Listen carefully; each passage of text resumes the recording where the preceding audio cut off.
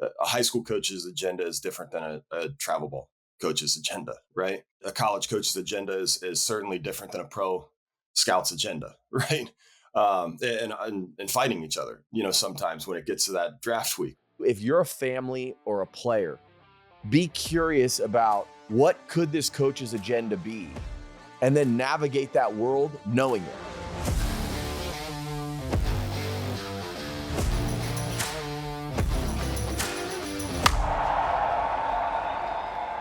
Today's guest is synonymous with travel baseball. In this episode, I am joined by the VP of Scouting Operations at Perfect Game. If you guys have ever been to a Perfect Game event, this is definitely someone that you have seen. Today's guest is Jered Goodwin. Jered has a wealth of experience in the game through various perspectives. He not only played college baseball, but he also ran a really good travel ball organization. He coached in high school and he coached in college, and he's also the dad of a travel baseball player himself. He really has a unique perspective, and it's one that I think you guys will find incredibly valuable. He's seen the business of baseball at all levels, and he shares why it's important for families to surround their sons with not only great coaches, but also mentors, which will allow you, the parent, to show up in a more supportive role. Jered also shares insights on how the rankings of Perfect Game are created. He talks about the recruiting process and how to position your athlete for success in order to take their game to the next level. This is an episode that you guys do not want to miss. I hope you enjoy my conversation with Jered Goodwin. All right, so we're joined today by a guest who is synonymous with travel baseball. For anybody who's watching on YouTube, he probably looks familiar. You've seen him at a tournament or two. Anybody who's listening, his name is Jered Goodwin. He is the VP of Scouting Operations at Perfect Game. Jered, thank you for joining us. I appreciate it. Pumped to be here. Yeah, so you and I go ways back. Obviously, I feel like I knew you in another life. Tell all the listeners, you're somebody who obviously has been involved in the game on so many different levels. But let's kind of go back to the beginning. Let's talk about kind of your journey as a player and what that looked like. Yeah, so I took the JUCO route actually out of high school. I was drafted and I was committed to a D1 college for a number of reasons. Kind of went the JUCO route to a D1 route, and smallest school in the country at the time, and made a regional, won 49 games that year, and unfortunately I blew my shoulder out. I was a right-handed pitcher, and then I was a dual guy when I was in junior college, but knew I was going to take the coaching route. I wrote an essay in 7th grade, actually. Wanted to be the head coach of my local high school, and ended up being the head coach of the rival high school that was a new high school in the same town. But the playing route, after I got an injury, kind of propelled it exponentially, just because I couldn't do anything except for being coaches meetings, recruiting meetings, scouting report meetings for the weekends, things like that. And I had an awesome mentor in Brian Shoup, who was a long time at Birmingham Southern and UAB, and allowed me to kind of take that next step. So I started kind of the player coach role early on, and then went full tilt right when I got out of college and got into the high school world and the travel ball world immediately in 2005. So I'm on year 20 of kind of that that arena as it is. So my playing career, just right place, right time to propel the coaching career. And as a player, did you yourself go to the area code games? No, I didn't go to the area code games. There was a bunch of stuff in the state that I ended up going to, the senior all-star games, different state. And I'm from Florida, so I didn't even go to that. I think then it was like the Team One tryouts were big and stuff like that, but I didn't go to any of that. I started going out there as a coach and kind of helping with the Washington Nationals in 2011. And have been doing that ever since, outside of the 3 years I was at FIU as a recruiting coordinator there. Yeah, so the reason I asked about the area code games is because when we met, you obviously were one of the coaches at the area code games for the Nationals. I'm curious from you, as I kind of think about your career, once as a player, obviously then getting into coaching. It makes so much sense to me why there's value in having somebody like you on, in the role that you're currently in. But can you talk a little bit about how you utilize your knowledge of the game from the playing standpoint and from coaching, and how you kind of use that to apply what you're doing now in scouting? Yeah, I think it all goes together, because I tell even our young scouts, we have up to 20 full-time scouts. And then in the summer, we have, up to 50 around the country. And the first thing I tell them is that the coaches give you, the cheat sheet, with the lineup, with the conversations, with things like that. We get so hung up. I mean, this is from the big leagues all the way down to, when kids start to mature, we get so caught up in tools. It's the coaches though that are in the dugout that understand the makeup and the character and things like that. And it's easy to say like, oh, I'd love to coach 20 of these guys because they play so hard and they do they do so much. But the coaches are the ones that can bridge the gap of those like dirt dogs, the guys that'll kind of do anything to win that maybe don't have the tools. But and then they bridge the gap with the guys that do have the tools, but I don't want to say makeup, but maybe, maturation or work ethic, and the ability to kind of move on. So I think that's the biggest thing that I can take from that coaching side and the development side into the scouting world is there's a lot more than just the 6'5" runner that throws 97 that that looks beautiful getting off the bus. The coaches, the guys in the trenches, are the ones that can kind of help you find those guys that kind of check all the boxes. Because you see a guy for 7 games in a summer and one showcase and things like that. You can get fooled. They first rounders don't get to the big leagues, right? Like there's plenty of them. And I think that's where the coaching background really helps that knowing questions to ask, what to look for, which coaches are super honest about their players, and it's never anything like bashing anything like that. That comes from it. It's just honest conversations, and I think that's the biggest thing you can take from those guys that are in the trenches, like I was for so many years. Yeah, and I love the fact that you obviously have the history that you do in the game. I think a lot of players lose sight of the value that sometimes coaches can provide because they were once players or they were once coaches, and in your case now a scout. It's easy to kind of look at all of the coaches because back when we played, chances are you'd have a handful of coaches, maybe one or two, and you'd primarily be connected to them for a series of years. And I feel like today that changes so much because maybe you're on a regional travel ball team, but then you go on a national travel ball team, and then you're going to have your high school coach. And so many guys, because they change teams so often, that can, you can lose sight of the value that each one of these individuals does provide.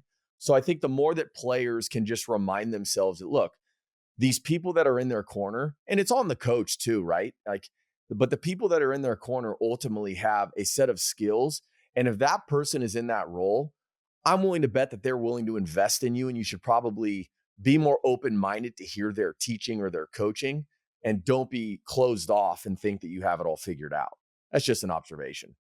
Well, I think you're right on. I have a 17-year-old son that's going through the process right now, right? And I was a late bloomer. Junior year of high school, I wasn't talking to anybody. I was a primary infielder at that time. I was lucky. I did play for an awesome head coach and a guy named Kenny Brown that's still coaching in the Central Florida area. My junior year, my assistant coach, just take kind of a year gap for him was Rick Eckstein, who's now the 18U USA coach this year. So I got really lucky. I mean, my 12-year-old coach pitched in a World Series with Nolan Ryan, right? So I never had to kind of get out of my box. But this day and age, from the NCAA all the way down, in Florida, they made the rule that as long as they have room at a school, you can transfer every year. You can transfer mid-year. You could play football at one school and then play baseball at another. So it's hard because it's now just commonplace that if you see something better, you can make a decision on maybe a draft pick that's at a certain school. You can go, and it's the same thing with the NCAA, too. So and I'm not good or bad, right? It's to each their own. But to your point, my 17-year-old son, I've like yearned for him to have one mentor, like one other voice. I want to be dad.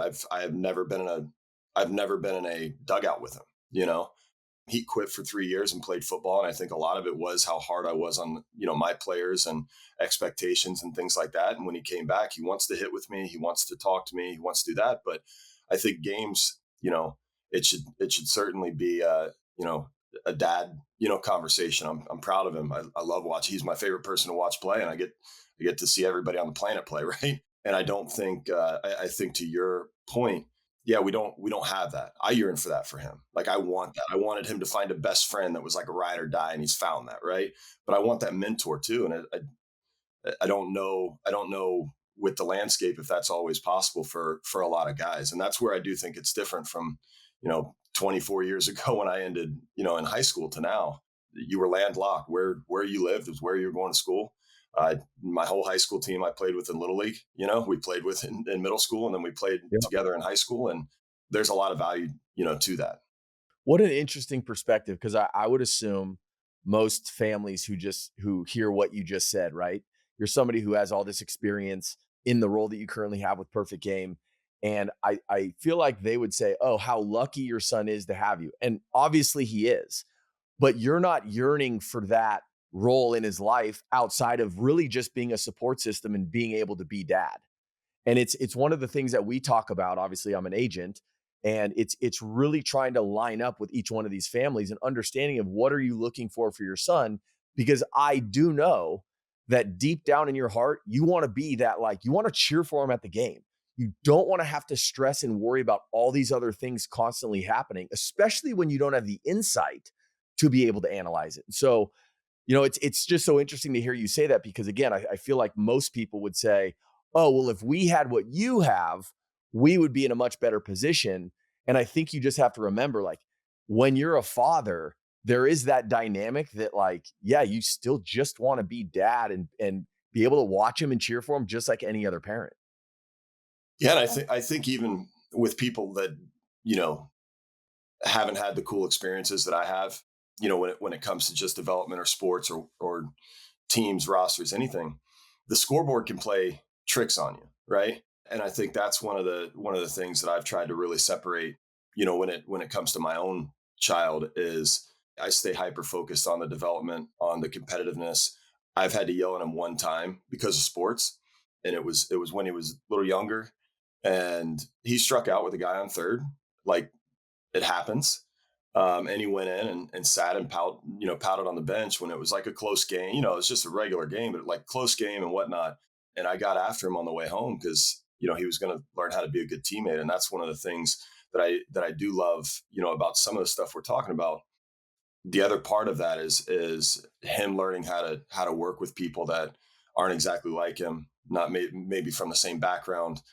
Maybe they are, and having a mixed, you know, clubhouse that he has to go in and learn how to you know work with other people for a common goal. So I think there is me staying out of that, and letting other people do it and just worry about his development, worry about his cage work, worry about the work ethic in the weight room, and the nutrition, and taking away that scoreboard allows him the growth in the game, being competitive, looking at that scoreboard, and then being able to be a good teammate. I mean, when you're an agent. I work for Perfect Game. We're not solo. We're not in a Right. solo business. You gotta Right. learn how to rely on people, and I think that's one of the things. Again, when we're talking about that one mentor, it all works together. That they're pushing that where these kids can hopefully be a good person in society. They can be a better son, right away, and hopefully a better, future, better husband and father. And if you do that, they're gonna be successful in life regardless of scoreboards. Yeah, I agree. I want to pivot and talk about Perfect Game a little bit. And I feel like this is a perfect segue, because one of the things that we have just spent some time talking about is kind of that mentor. Um, I think about Perfect Game and I think like a valuable tool, right? Perfect Game. I know what it is in my mind, and I believe I know what it is in a lot of people's minds. But I want to hear from you. Is there a vision for Perfect Game that you can really summarize? Because I want to make sure these families see it for what it is. I think there is so much, unfortunately, misinformation out there about some of these different organizations. So I think there's value in you being able to just share with us, what is your guys' goal when you put these things together? What are you looking to accomplish? Yeah. So at our core, we're a tournament and scouting company. And talking about this, I want to say we're like in the biggest transition period ever when it comes to youth baseball. Just in my opinion, my son did the little league route, didn't play his first perfect game event till I think he was 15 or 16. I told you he took a little 3-year gap, just played football. But we're seeing all those great, like I said, my little league coach, pitching a World Series with Nolan Ryan, right? We're not getting that, unfortunately at the local little leagues in the Babe Ruth, arena. My son's coach for 2 years was a dentist that played soccer, never threw a baseball in his life. I'd help with some fungo and some BP, right? So in that transition that we're talking about with Perfect Game, you're seeing a lot of these really good coaches come over and they are, good mentors, and they are good people, and they are super competitive, and they know how to develop. And that's what we want to align with Perfect Game. I mean, our mission is to be able to run really good events, really competitive events, using our platforms to help kids get their names out there. We're constantly helping with recruiting. I think one of the things that people don't know, or what happens behind the scenes just within our company, as far as a coach reaching out and needing a left-handed hitting catcher, and it immediately goes into our internal ecosystem, and boom, we have 3 names that we can pass to a college coach. Now with the transfer portal, how many calls we get about makeup of a player, character of a player, background of a player. It's a full-time job, when it comes to that. And I think that's the part that a lot of people don't know, is how interested we are when we know we helped, connect dots for a kid to get a scholarship offer, get a chance to play at the next level, transfer portal, getting to their, dream school, because it is a part of it now. And the behind the scenes work that goes on, I don't think anybody, realizes. They see the tournaments, they see some of the bells and whistles, they look at the rankings, all that different stuff, and some love it and some don't. And the criticism's going to be there, but I don't think people understand the guys on the ground that are running around and getting to watch all these players, how many names we're passing to colleges, how many times that we're actually celebrating behind the scenes when it's like the name that I passed on committed, and then they get to college, and we constantly checking box scores to see how those guys that we, kind of fell in love with are doing at the next level. Are they proving us right? Are they proving us wrong? Bigger thing, did they stay? Did they get that next chance and work to the, I'm an educator at heart. I taught for 13 years. So did they get their degree? Things like that. But if people saw the internal text message that our scouts, have on the ground, and how many times that, names get passed, I think people would be surprised. Yeah, and I think it's the assumption a lot of families make, and maybe this is because, hey, everybody wants to be ranked high, and everybody wants to be in that top 1% with Perfect Game, but they don't realize, like, and I'll just tell you, I went to your guys' Jupiter event. I've been there every year, I feel like, for the last 20 years. And when you go to this event, I mean, the majority of kids that are there are not ranked, in the top 1%. And so as you look at that, and look, we've had that conversation where you shared with me, and I could hear the passion in your voice talking about, how rewarding it is to be able to see that I was able to help this kid here get a D3 opportunity, right? That he wouldn't otherwise have. And so that's something that I do think families kind of do need to pay attention to and just recognize. And I'll tell you what's so fascinating is the reason this podcast exists is because I was at the Jupiter event, and I'm looking at, there's how many teams go to this event roughly every year? Just over 100. Just over 100 teams, right? So there's all of these kids there spread throughout all these different fields.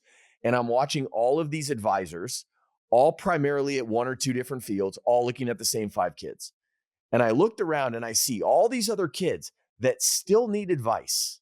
They still need insight. They still need to know, what should I do?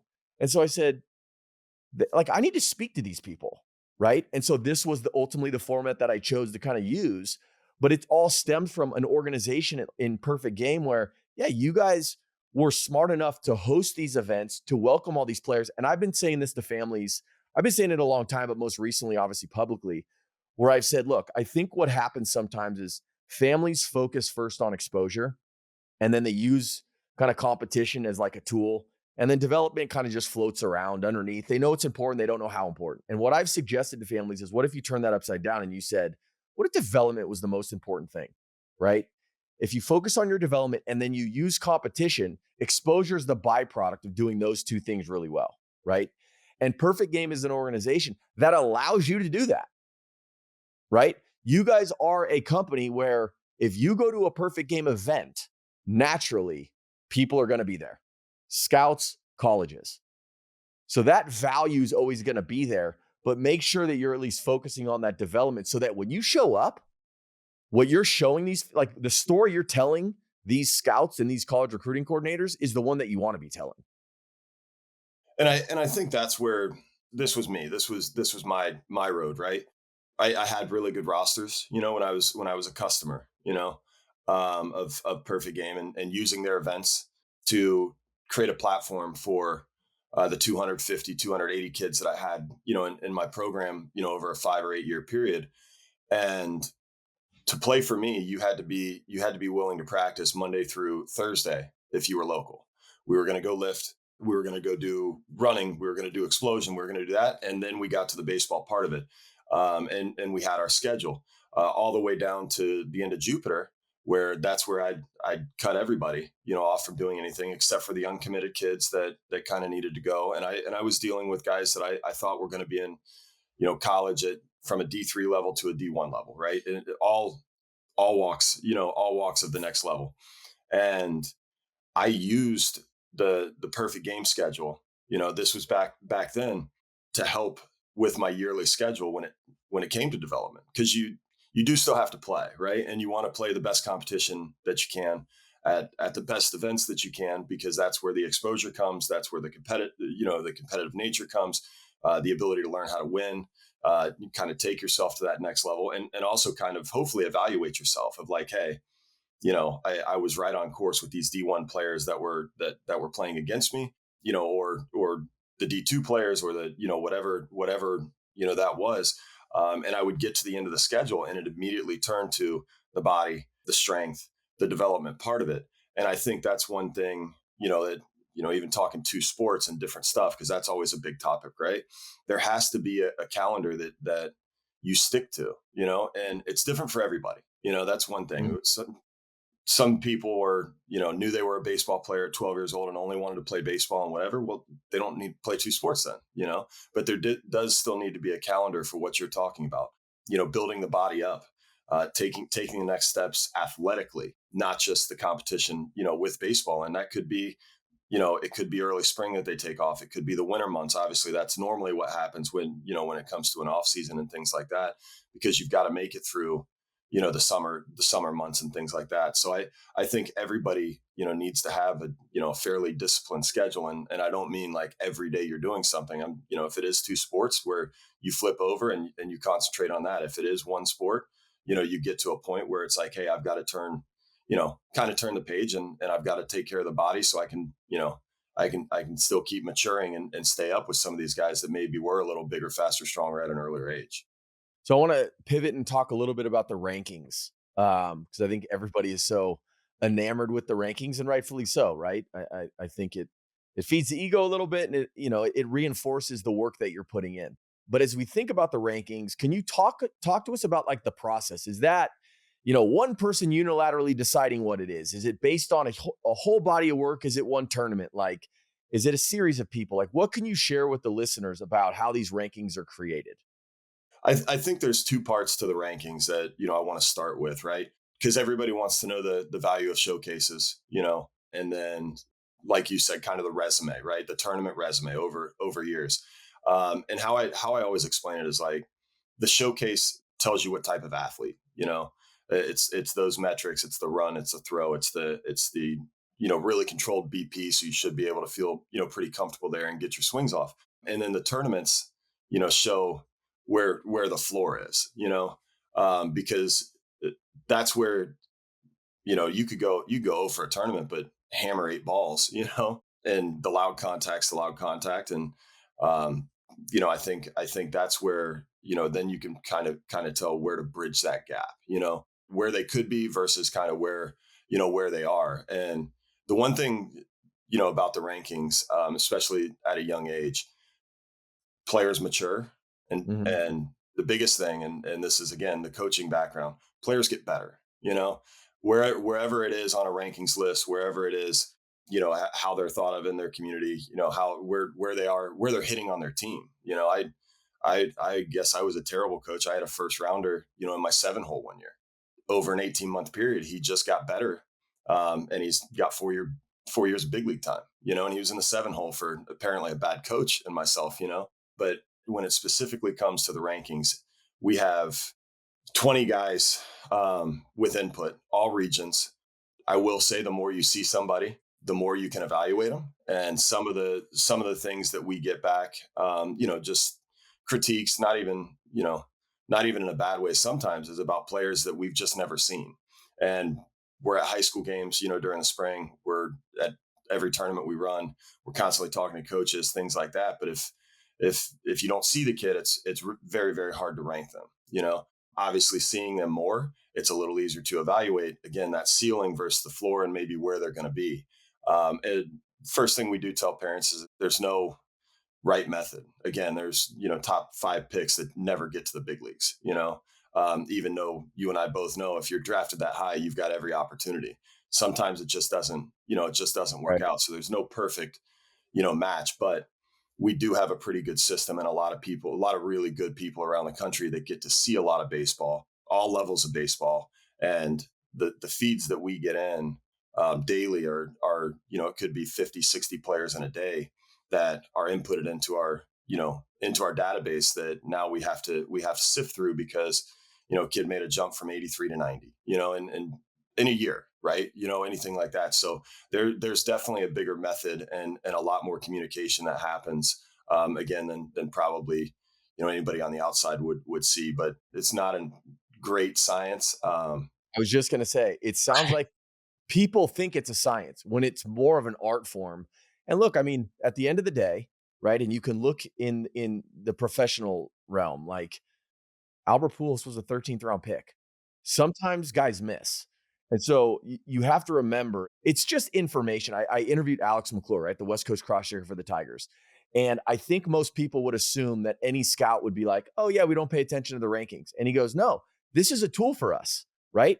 I know a lot of guys over a perfect game that I rely on. They have valuable information. So, how short sighted am I as a scout if I just cast that information aside merely because it's just somebody else giving, like, that would be silly. If I'm going to rely on a coach, why wouldn't I rely on people who actually know what they're doing, who are willing to give me information, who have seen these kids a lot more than I have? So it is information that they take in. And that's where I feel like people need to recognize it's not a science, it is an art. So that's where I think you guys are smart for actually having so many different individuals part of that conversation. Because the fewer people that you have involved in it, it becomes a little bit, it's probably less consistent than it otherwise would be if you had, the number of people you guys have. And I think that's the big thing is we want everybody to have a voice, and regionally, I mean, that's one of the things. But to your point, in talking to Alex, I got a text message in 2023 that, a top 10 pick that said, "Hey, your conversation you had with our East Coast cross checker was mentioned multiple times, and that's how we felt comfortable, coming up that he was our guy." And a lot of that, you don't question a lot of times the talent, right? In top 10 picks, like they're talented kids. It was the makeup, it was the background, it was what his teammates thought of him, things like that. And the only way I had any of that information is because of what I do here. And I try to get to know players. I try to get to know their families. I try to get to know their backgrounds, good, bad, or ugly. And that's not just the top 10 picks. It's anybody we can help, along the line. The D2 coaches that, I saw a couple weeks ago at the BCS, they're asking, hey, under the radar kids, guys that you really like that can't, that are uncommitted, that you can't believe they're uncommitted. Here's 10 names, let me get my computer open, go to my computer. We have our internal lists and things like that. Here are the guys that fit exactly what you're talking about. Right. And so when it comes to rankings, like trying to mold all those together, it's a fun deal, for us to be able to come up with these lists. But it's it's also awesome that there is so many people involved because everybody does have their gut feel guys. Everybody does feel has those projection hits. That could and we want to get it right. And I think that's one of the things where the public thinks, oh, we have got a bias to this or a bias to that. It's like, no, we want to make sure we find the diamonds in the rough. Just as much as the guy that has been playing our events since he's 12. Yeah, think about this. Why would you guys ever want to be wrong? Like if you ultimately had a draft come and go, right? And you guys ranked a kid 500th and he goes second overall. That probably doesn't make sense, right? So you guys want to be accurate. There's no value in being inaccurate. So I think families need to remember that too. Like maybe the information that they're getting based on the ranking isn't necessarily great and they don't love it, but think for a second logically, then like why is that? Is it because the kid needs to improve? And if they do, in what areas? Jered, I got a question. How many times a year do you guys like go through the rankings and re-update them? I'd say give or take like 4 times. We do like a winter update. We do something after the Jupiter. We do something after the national, and we kind of take the high school season to see any of those pop up guys. That's those spring months. I think you'll know this. For what you do as an agent, the end of Jupiter, is kind of like that refresh. For me at least, like going on to the next class. Doing stuff. Finding new names. Reaching out and doing stuff like that. The biggest jump you see is that from Jupiter until that first week of high school. And again, a lot of that's the development, right? A lot of that's getting back in the weight room, doing stuff like that. So there's no reason after kind of the high school season goes to do anything with rankings, because that's the time you're going to see that those huge step forward in development, and that leads to summer with some of the bigger events and things like that. But after that we'll re-rank a couple times, and a lot of that just comes with like new names. As kids get older, especially if they're uncommitted, it is time to push for that exposure, even if you had stayed and played with your high school and developed and done all that. Now you need to be seen. And so we try to do it scheduled based on the development months, and then the bigger events when new names pop up, new names are added at these big events. So there is a little bit of method and a calendar with that, to make sure we're like you said and said it beautifully, like we want to be right, and a lot of times we've hit on some guys that have ended up being good even though they were pop-up guys, and we do have a longer resume. I always say it's kind of unfair when you get to a scout, you have 1 year to make a decision a lot of times, right? But we've seen kids for five years on the big field. So as that goes, there has to be kind of a schedule of like, not one, it's not, one of my colleagues said it, it's not the Dow Jones, right? Like this isn't Right. a day-to-day thing where something can crash. Like a kid can have a bad month and then turn it around, because it's the hardest sport in the world. So we don't want to sit there and constantly shift and shift and shift. We have to give time for that development and the body maturing. Last question on as far as the rankings go, but I think about like the it's actually has nothing to do with the rankings now that I think about it. The PG All American game, right? You guys have these kids show up for the PG National, and that's their way to qualify for the All American game. If you have a kid who has been to a ton of different events, he's ranked pretty well for you guys. You would otherwise think this kid, if he performs well at the national, should be on in the All American game, but he has a bad showing. I'm going to ask this question kind of already knowing the answer, but I think there's value for the people listening. How important is the national for being selected in the All American game? We tell people there's a resume and there's the event, and there's plenty of people that come to the event and just blow you away, and you kind of have to bet on the athlete and the tools and things like that. But the freshman player of the year, pretty much consistent freshman player of the year, in college baseball this year, went 0 for 6 with 6 strikeouts at the national. Right. Like, now we had a resume on him that he hit 30 home runs during the year between high school and summer ball, right? Like he hit like 10 or 12 in summer ball, and he had 18 in high school. So it's kind of that specific example to your question of like, we know who he is, we know what he can do. He was hoping to do better, not even just for maybe making the All American game, and things like that, but in front of scouts. It's the exposure part of it, right? So he definitely wanted to perform better, but didn't.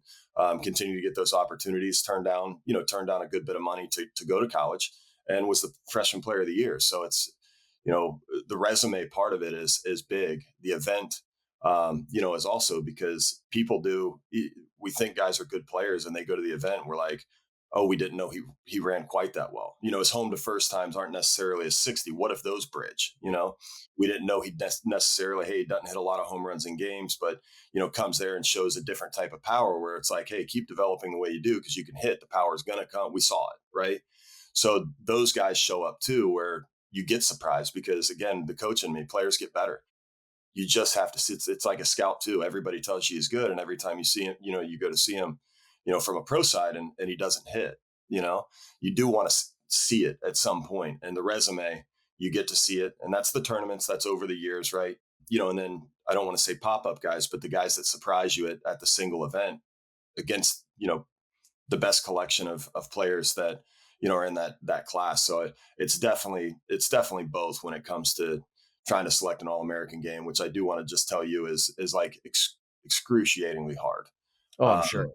I mean, it's like you could sit there every year and like fight for another 30 guys, to get Right. in. That we tell them like we're probably going to look dumb, not taking you.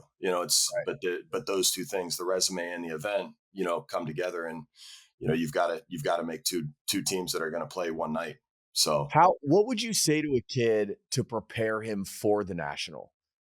Somebody who's like, let's just say I play for you. You're my coach, and you have your experience and you have your expertise. And I said, hey, coach, what do you think I need to focus on? What should I do as I prepare for the national? So how I would prepare my players, when they played for me and they were going into any type, it could be junior national, could be sophomore national, which are, more college based. And then you get to the national, we actually did showcase rounds. We'd work out, we'd do all that. You get 10 swings, you get 10 swings. So just like anything else in life, why wouldn't I practice for that? Right. Knowing That's how I great. want to start my round, and knowing how I want to finish my round, knowing how I can take time to get my mind back, little things, I mean, and it's we had a little device to kind of get your mind back right, where hey, you clip 3 balls through the 6 hole, you step out, big breath, look at the bat, like just things you could practice to make it so that you could just go back to a place of like relaxation, even starting the round. Like, how do we get the feel for the barrel to be able to go for what we want to go for, But again, I practice that with my players going into these big events. I also made them do, stuff in the infield and whatnot of kind of sitting around and then going and taking your 5 reps, whether that was outfield or infield. I wanted them to sit there for 10 minutes, kind of have to get their arm ready, in the outfield and stuff and whatnot. I wanted to simulate as much as I possibly could for them, so that when they went there, their body and their brain could, brain in particular, could cognitively like make it so that I've done this. I've been there. This is another rep for me. But we practiced it. I wanted to make sure that I did my job for them to make it every day.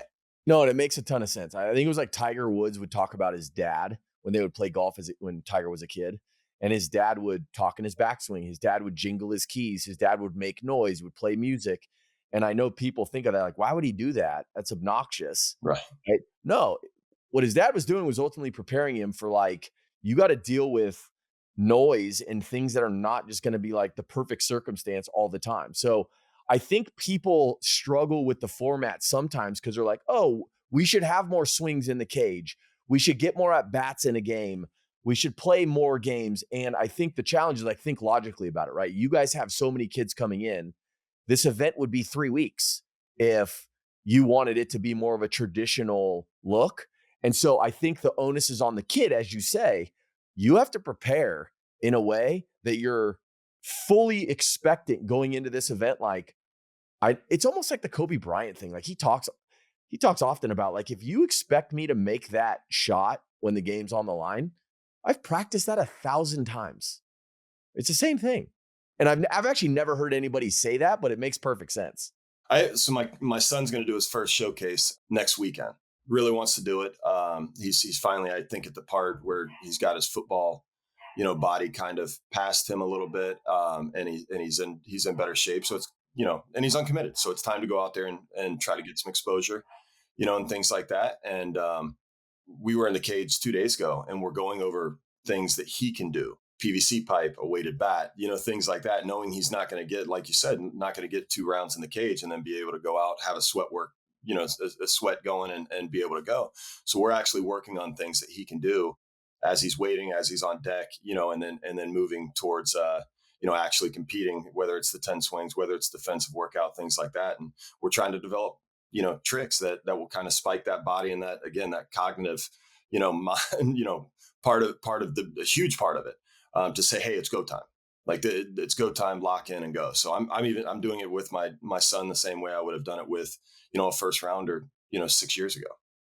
Yeah, Brandon. I just interviewed Brandon Geyer on the podcast, and Brandon does a lot of that, just the mental strength work, and he's got all these different tools. So if anybody's listening and hasn't listened to that podcast yet, you should check it out.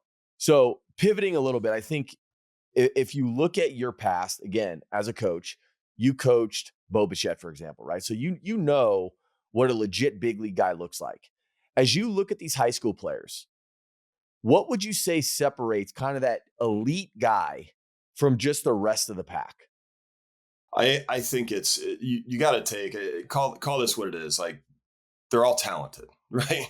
But Bo, for instance, anybody can say right now that they had him in the first round, right? They knew he could hit, and he was number one on their board in Florida. Anybody can say it. 48 picks went before he went. I told him to go to school, to be honest with you, and that's an honest fact. As he said, hey, I'm going 49th, and I'm going to take it. It's not what I wanted, but you know I'm going to go. And I actually told him, like, don't go to school and be the first pick, because that's how much I believe in you. A lot of his was mechanics, right? That swing's not going to translate to pro ball. You go back to his high school days, and the leg kick maybe a little less at times now and things like that, but in general mechanics, he's maybe tightened up a little, but it's the same. It's the same thing he's been working on. What separated him was everything above the shoulders. Good player, could hit, right? Went to area codes and led the area codes in 100-mile-an-hour exit velos that year, and was turning around 90, 95. And then people, telling me that, they don't know if he can hit velo. I'm like, well, I just saw him hit velo. Right. So how's that? But Bo, he loved tennis. I truly believe that if Bo wanted to be a professional tennis player, he would have been a professional tennis player because of what his mind told him. That he Did was he just so did he strong. read did he read that book, The Inner Game of Tennis? I don't Have you- know. And so a bunch of people talk about this book in all sports, and everybody says it's one of the best, like, kind of mental skills books to read. I think it's called The Inner Game of Tennis, if I'm not mistaken. I Um, haven't even heard of it. I'm gonna have to look it up. no, it's Uh, it's impressive. yeah, Yeah, no, definitely check it out. I'm definitely I definitely am going to, if that's what it is. Constantly trying, growth minded, personalities, and that's one of the things we could talk about with some of these players is how to your other question is, how do you get better? Is, do you know that hey, your heartbeat starts to race when the game's on the line? Do you know that you have to work? He had to work on, Bo in particular had to work on his speed. So what did he do? He spent the entire offseason working on his speed, and then became like a 55-60 runner because he put his mind to it. I think self-evaluation, I think that's something he did, and a lot of other really, really good players do as well, is the self-evaluation part and being honest with yourself of what you have to get better on. And that's part of being strong mentally, right?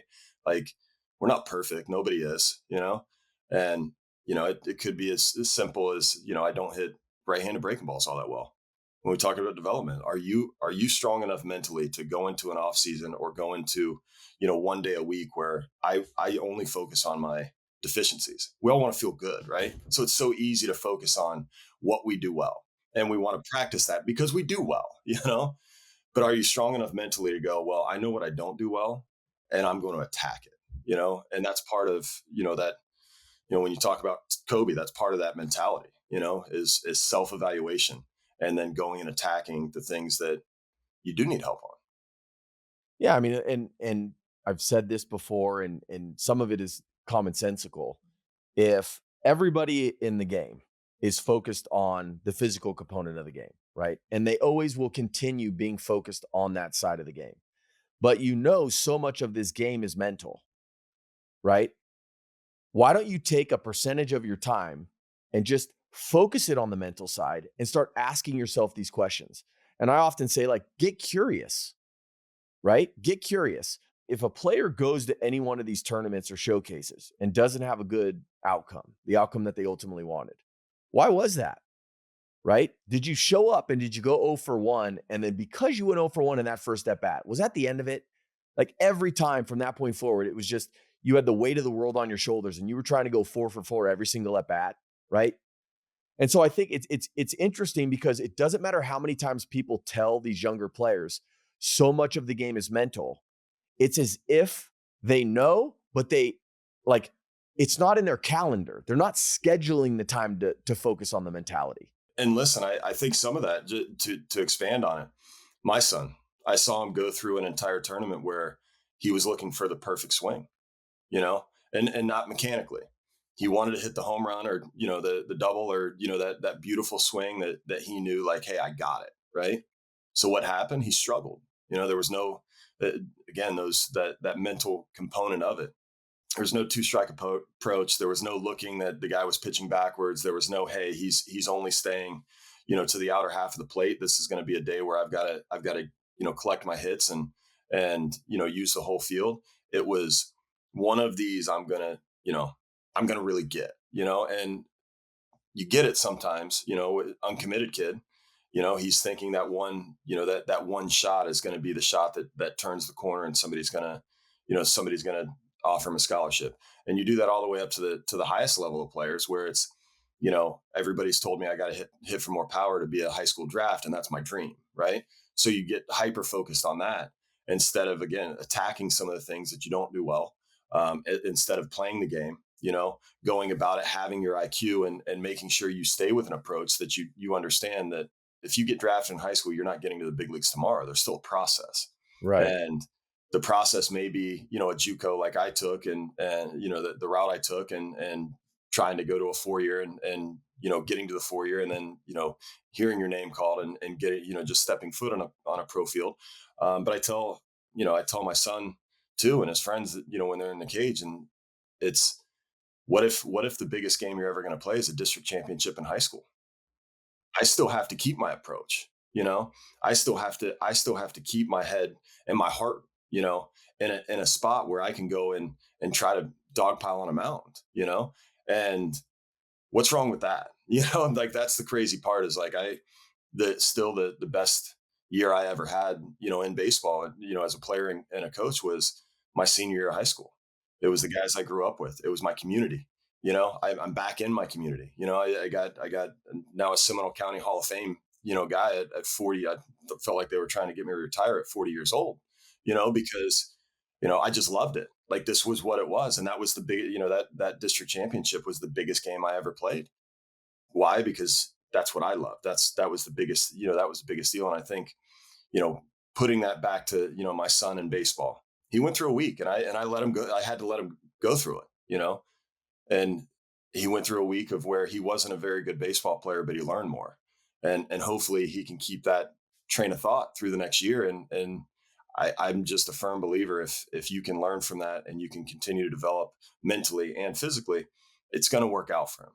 Does that mean it's going to be at a D3 school? Maybe, a JUCO, maybe. And that's great. 4 more years. If I got to see him play 4 more years, that'd be amazing. But you got to go through those failures and you've got to get through some of those mental blocks to be able to take that, that next step and become a consistent player in a very inconsistent sport.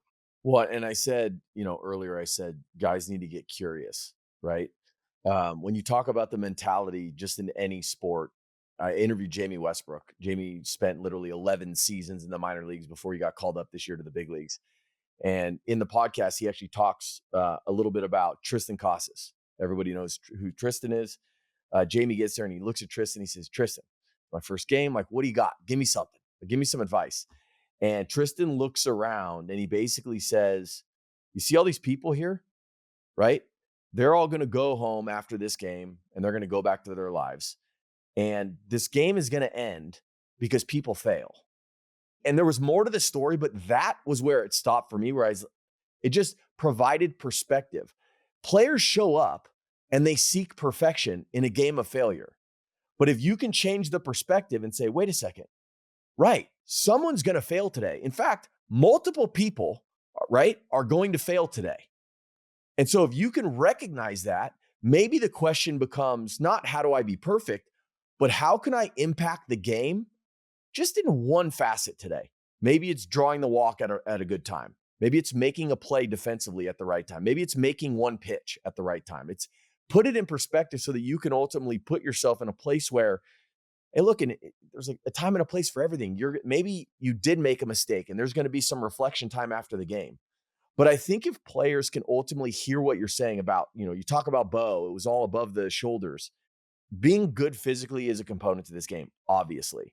But just know that at the next level, everybody's at this level, if not higher. So the separator isn't the physicality. It's going to be what's between the ears. So let's start creating an onus on that at this young age and really start building those tools.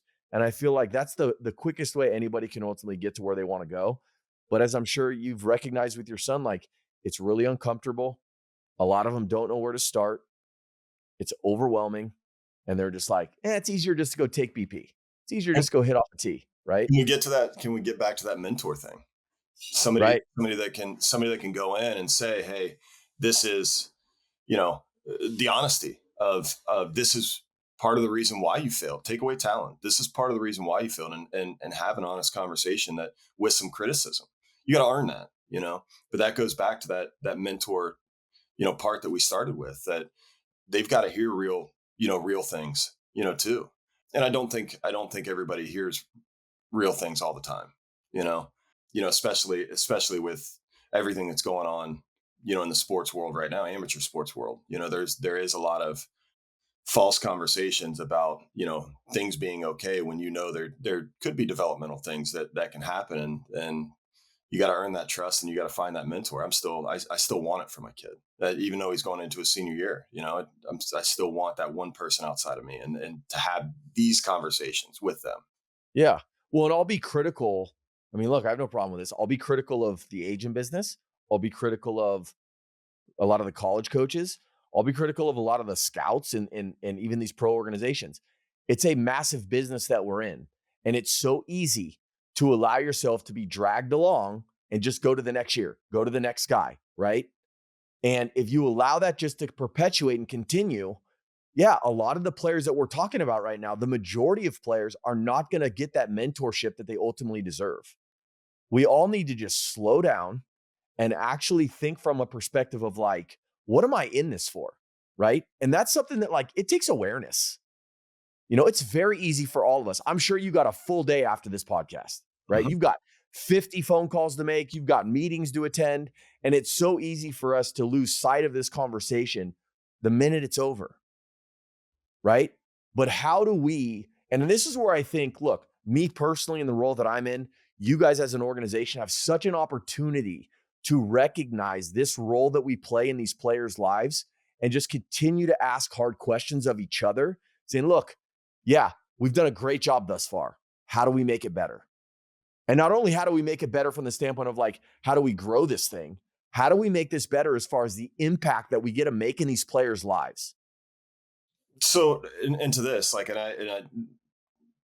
if you asked me what I was most proud of, if somebody was to ask me, and I have a cool job, right? And take away my family. When I take away, what am I most proud of?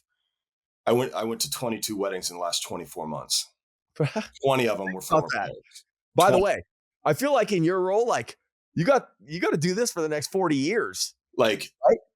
It's unbelievable though when you find that and they still want you around. You impacted them enough, that they still want you around. And I think it's where I'm located is completely unique. But my wife kind of asked me, she's like, man, this has been a lot. Like how many more weddings are we gonna go to? This is, it's every month. It's like, if I keep getting invited, we're going to keep going, right. Schedule and, things like that. But it's an honor. Right. And I'm using that to just kind of say there are a ton of really good coaches out there, really good people.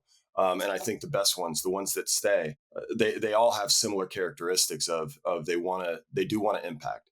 That doesn't mean they're not the most competitive people on the on the planet, and aren't going to say things that they don't mean. Sometimes happens. I've said it. I'm one of them. But to ability the ability to impact off the field, you're going to see. I was just this was one of the things that I just truly believed in. They were just going to play harder on the field. They believed in it. They and that could be travel ball. And I do want to get into kind of what you said with the different levels and not agreeing with people. I think one thing that needs to be said is every single level, and I'm going to use the word agenda, and I don't want to use it in a negative, in a negative way here. It's just the best way to describe it. A high school coach's agenda is different than a travel ball coach's agenda, right? A college coach's agenda is certainly different than a pro scout's agenda, right? And fighting each other, sometimes when it gets to that draft week, right?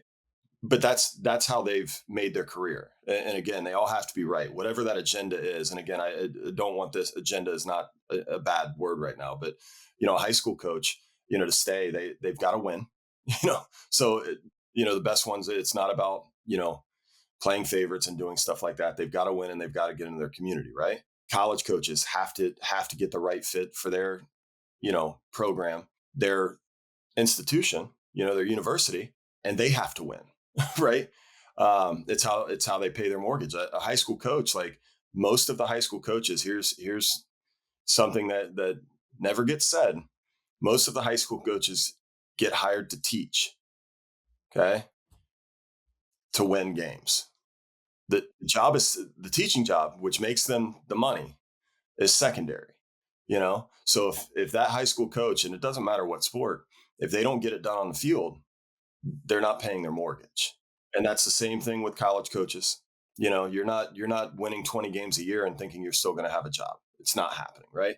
And then you get to the scouting world. If you're not getting the right players, you're not keeping up with the times, you're not, everything, you're not going to have a job, right? So that agenda with all of them, the ones that stay, I will say, are the ones that typically figure out how to do it on the field and off the field, because those players just do play a little better when they know they're looking in the dugout or down at the third base box and they're like, he's got my back, whether, and different relationships for different folks. But I did want to say, mention that I don't think people understand. It's even in travel ball world. You're not staying in the travel ball world if you're not twofold. I always say, if you're not winning games and you're not getting kids to college, because that's what travel ball, the stigma of travel ball is. You play travel ball, you do well on the travel ball circuit, you're going to get an offer. But in doing that, you still got to win to keep that next group coming and coming and coming. Yeah. And I don't think it's either or, right? And I think that's a mistake people make is they think, let's just say if you're that coach, oh, I've got to draw this line and it's all about winning. So therefore, I'm going to treat players like crap. Like, no, there's a world in where it's both and, right? What would it look like to be a coach or even an agent? And again, and this is something that I think about all the time. I can be the best agent in the business and care about my players, right? I can be the best coach in the game and actually devote time to helping my players mature off the field. It's not easy, right? You may think it's probably easier not to do that, but then that's where some of these mistakes I believe are made long term, where players are going to feel like, oh, you know what? You told me this, but you did that. Right. So I'm suggesting, and I love the point you're making because I think it's a great one. Yes, everybody does have different agendas and not in the negative sense, but you have to, if you're a family or a player, be curious about what could this coach's agenda be, right? And then navigate that world knowing it. Well, this coach at this university that I'm going to go to, he wants to win. So if I don't show him that I can help him win, I'm probably not going to play. It doesn't matter how good of a dude I am. It doesn't matter how hard I work. I'm not going to play if I'm not going to help him win baseball games. Doesn't make him a bad guy. He's just being motivated by, as you said, job security and he's a competitor. He wants to win. That's this world. And we talk about this a ton. Neither side can fake it without the other side knowing. Right. You're not going to be this way to me one way to me so much and then think like one little rah conversation is going to change the opinion. Or on the other side, you can't be rah all the time and then you get to the clubhouse and you're just negative, right? And I think I think it's trying to develop that middle ground of where a coach can be hard on a player because they do care about them, and the player understanding like the same thing. Like he can be hard on me because I didn't do it. And that's not getting the hit. That's not doing the extra work. That's taking a pitch off. That's taking a play off. Things like that. And that's where I think there's the biggest divide right now, especially like we talked about with kids having so many coaches over a short period of time. Where do you develop that trust? When do you develop that trust? And it's hard. There's no, it's not on the coach, it's not on the player. It's just part of what's going on right now. And how do you in 1 year, I heard a comment of a massive coach the other day that they're playing with 1 year rosters right now. When do you develop that trust that they can, that they let you in to help you off the field if you're there for 8 months? Right. That's hard. It's hard. Very. Very. We're running low on time, so I want to ask you just, I guess, one or two more questions. And one of the things I always say in these podcasts is my intention is always to give these families kind of some actionable things to take from them from each one of these interviews. And so, I guess my question is, if I'm a 13-year-old kid, right, and I'm one of the better kids in my area, I've never been to a perfect game event. My ambition is to obviously get a college scholarship, and if I'm lucky enough, maybe get drafted one day, but that's for a later time. What should I consider? What event should I consider going to? Is there one? Should I consider going to multiple? But what events would you say with Perfect Game that I should consider going to if I'm that 13-year-old kid and I haven't been really seen much? There's two routes here, and obviously the NCAA rule changes have changed everything. Where we were seeing 13-year-old kids get committed, good, bad, or ugly. It was happening, right? But there's two routes. One is the tournament route, right? And I would still go back to the blend of like playing on the best team that I can play on, that I'm going to get my reps, right? Sitting the bench is going to do nothing at 13 years old. And in doing that, going and playing the best competition, that there is, 13U World Series, the Beast of the East, the WWBAs, the BCSs, are good because you're still using, metal bats and things like that. And from a showcase standpoint, it still does lead to, the national showcase. And a lot of that, I think, it leads to the Select Fest and some things that could be really cool for, a smaller amount of kids. But you get to go and be honest with yourself. You get to go and see kids around you. And some of them are just way more physically mature, right? That's just 13 to 15 is that weird age for boys, right? It's where some of them, I didn't mature until I was going into my senior year. I was unrecruited, non-recruited, things like that and whatnot. And I hit that. And I think that's one of the other things, from the flip side that you have to take into account is the development part. Am I getting that at home? Do I have a schedule, a calendar year schedule of when I know that I'm competing and I need to compete at the highest level? Some of the events that I mentioned, and then some of it where my body's got to catch up because boys, we don't stop growing until we're 18 a lot of times, Right. 19, So I think those are the two flip sides of what needs to happen, and finding that coach that's going to develop you with the best group of guys that you can go and compete against the best competition. Hopefully individually, maybe making it to that 13U national. But again, having that calendar year where the body comes into play, the nutrition's always in play. Feed feed the sports car as much as as much as you can with the nicest ingredients, right? Which is hard because you got to gain weight too and things like that. So, but those would be the two parts, that I would say is finding those that best developer to play the best competition, win, lose, or draw. You might go and say, hey, that team's a lot better. Next year you compete a little more, things like that, and then the calendar for the development, the physical development, that you need where you do need the time to get back in the lab, both, whether that's your backyard doing sit-ups, or whether that's, a weight room with your local, local gym, whatever that may be, because there's different paths there. But having that calendar and knowing where you are in your year, and being as disciplined as you can for a 13-year-old, I think that's vitally important to learn that at a young age. What would and I guess this is the last question I'll ask, is what would your thoughts be if there's a kid who plays for kind of like a regional travel ball team, and let's just assume they're going to Jupiter, for example, right? And he's their shortstop, right? The kid's a legit shortstop, has a chance to go, maybe be drafted, definitely has a scholarship. What would you say about him going and playing for that regional team versus maybe if there was a national team that had interest, and maybe he's not playing shortstop, or he's getting a look at one game, but then he's going to second base or maybe third base with this national team? How would you handle that situation? Listen, this is just we'll just throw it where it was in 2010 in Jupiter. I had Francisco Lindor, Javi Baez, and Dante Bichette Sr. on my infield. Not bad. What do you want to? There's only one shortstop, position. So I always look at it as 2014, a kid that I love and played for me and playing in the big leagues now, was the first high school player off the board, I believe, at pick 5, position player maybe, that is, and was drafted as a shortstop.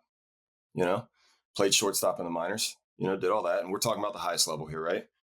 He's playing left field and center field right now. Right. That's what he plays, and that's the highest level. But when I was recruiting at FIU, I recruited shortstops, knowing that it might be my center fielder. And what happens to your college coach? You're going to tell your college coach, like, no, I'm good, I don't want to be in the lineup today. Right. So I think when it comes back to your question, it's, what do you want out of this? Do you want to go and play for one of those national clubs at an event like Jupiter, show your skills, and go and compete at the highest level at a really cool event? Or do you want to say, hey, this is what I do, and this is the only thing I'm going to do? And to each their own, right? Like, if that's what you want to do, you just know that, you might not be able to do it with, one of those top national travel teams, but you can do it, with your regional team. And maybe that is, because you don't go to those national events, that you're going to go to college and you've got to prove it in college. And that's okay. It's right. For me, the individual has to be comfortable enough in their own skin to say, I'm going to go and be versatile. I want to be a part of this thing. I want to go and compete at the highest level. I know that I'm going to play second base at this event because they return their shortstop. Or on the other side, I'm taking this route because I believe that it's going to be the best route for me in college. And if you're convicted about it, both are right. It's I was going to say for anybody else to say. And I love that you said that, because I think the takeaway for a lot of families needs to be, look, get curious. Ask yourself, what am I trying to accomplish? And there's a way to navigate this to achieve what you want, but that should be leading you, not just, this is the answer for everybody, or this guy did this, so I should do the same thing. Because then ultimately, look, you're making decisions based on someone else's circumstance, and you're your own man. Like, it's just different. So I do love that advice. Jered, like, this has been great, man. I appreciate this. I think we could probably continue talking for another 2 hours. This conversation certainly, again, there are so many different facets of youth sports and travel baseball that I think we covered probably less than 0.5%, but I hope that it was valuable for everybody. I cannot thank you enough for taking the time. I look forward to seeing you on the trail, and let's go. Let's go get some more guys, huh? Yeah, let's do it. Thanks for having me on. This is great. Anytime I can jump on, especially about specific topics, love to. Awesome, man.